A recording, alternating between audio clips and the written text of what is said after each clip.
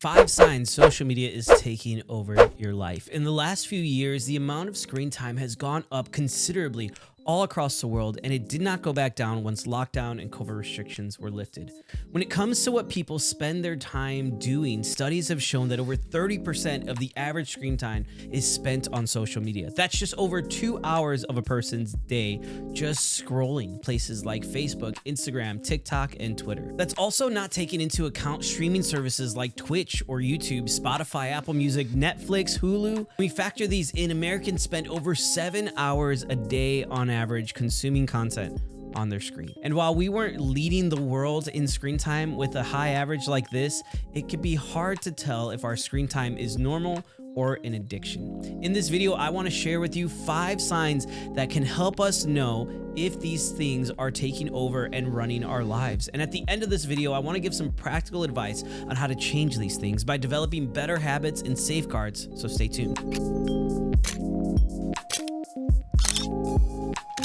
Let me start by saying I'm speaking to myself on these as much as I am to you on the screen. And for my brothers and sisters in Christ, we have a common ground understanding that Jesus is the priority and should be above all other things. Yet in today's world, there is also an understanding that for many careers to be successful, whether it's small businesses, content creation, and even some church planning, a strong social media presence is a staple.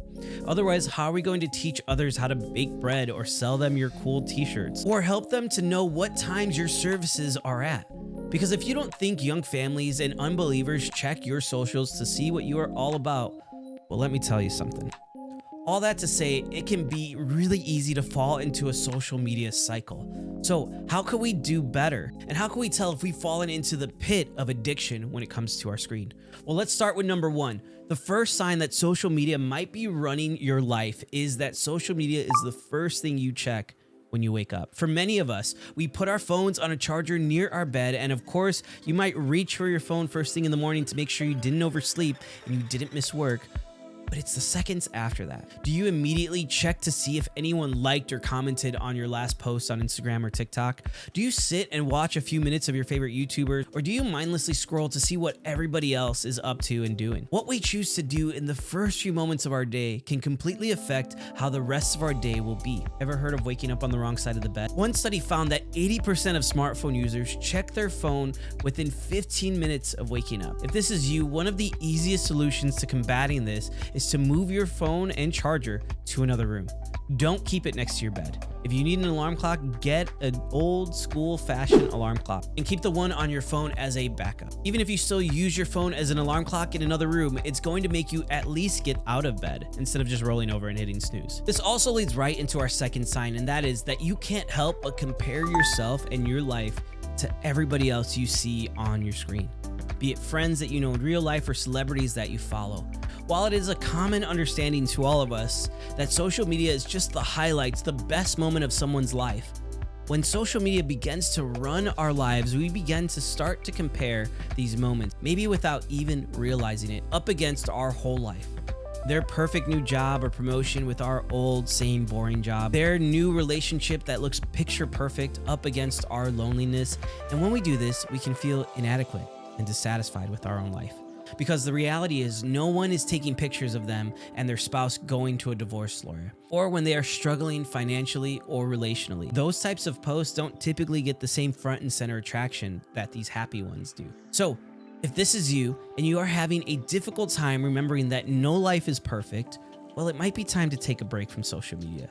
You have to make a choice to stop comparing and start living. Number 3 is a convicting one, and that is that you can't enjoy any of the things that you did before without first posting about it. From cooking to working out, attending a wedding or a birthday, you need to snap a picture of whatever it is you're doing and post about it online. Now, if that's all it was, I think some of us could reason that we are just proud of the activities and want to share with our inner circle. The difference, I would say, is after you post, do you check your phone and notifications over and over and over again to see if anybody had commented or liked it? And does your interest in these activity vary upon how much engagement there is with it online in social media? Now, don't misunderstand what I'm saying. It's a great thing to be proud of what you are doing and activities that you are a part of. There can even be some genuine joy and excitement that just leads you to wanting to share with the internet. And the internet is a great place to find people with common interests. The difference here is, are you posting out of the joy of the experience, or are you posting in hopes that the engagement will give you an experience of joy? Number 4 seems like a contradiction to the rest of this list, but I think it's still a telling sign, and that is that social media just isn't enjoyable to you like it once was, or maybe has ever been. You still find yourself on it, scrolling away, checking it often, but not finding any content that really brings you any joy. And when you do check it, the only mood effect it has on you is giving you feelings of annoyance, upset, or just plain heated. You know what I'm talking about? Like when you actually feel your heart pumping because you are so mad. Maybe social media has become something that makes you see others in a negative light based on their takes, posts, or opinions on things. Maybe you find yourself fighting in a comment section over an issue, and now for the rest of the day, that has set the tone because it is stuck in your mind. You find yourself bringing what you saw or were dealing with online into your offline life, and it makes you just as mad sharing it with others. And yet in the days to follow, or even later that same day, you are back there on your social media doing the exact same thing. Our last sign is actually a two-parter. The first is this, that you check your social media at every location you go to. Could be when you go up to your room, at school, or when you're with family and friends. I know that for some of us, it might be a comfort in uncomfortable situations, especially if you feel like you're not the most extroverted person, or you do it just as a means to pass the time while you wait. But regardless of that, finding yourself getting distracted by social media while there is opportunity to connect with people in your space adds to the second part of this, and that is that due to you choosing to be on your screen, you don't have many deep connections or relationships and often feel alone and isolated from the rest of the world. This is a bad cycle because you feel isolated and alone. You don't feel that you have the confidence to build better relationships and connections with people. So when put in a social setting, you check out and look at your phone. But because you are checked out on your phone, you might miss the opportunity to connect with someone you might actually hit it off with. And this cycle continues over and over again. So in terms of cutting out screen time, here's my best advice I could give that I found that has helped me. First is what I mentioned in the beginning, and that is don't take your phone to bed with you. It's too easy to get distracted by alerts or other things on your screen when you want to try to sleep and rest.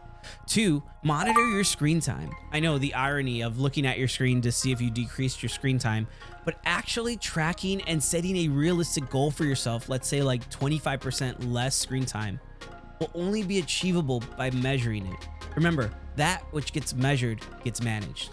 3, on your smartphone, take advantage of applications that mute notifications so that when work is over and done, or your social media time is up, emails and other things aren't seen or aren't popping up all over your screen.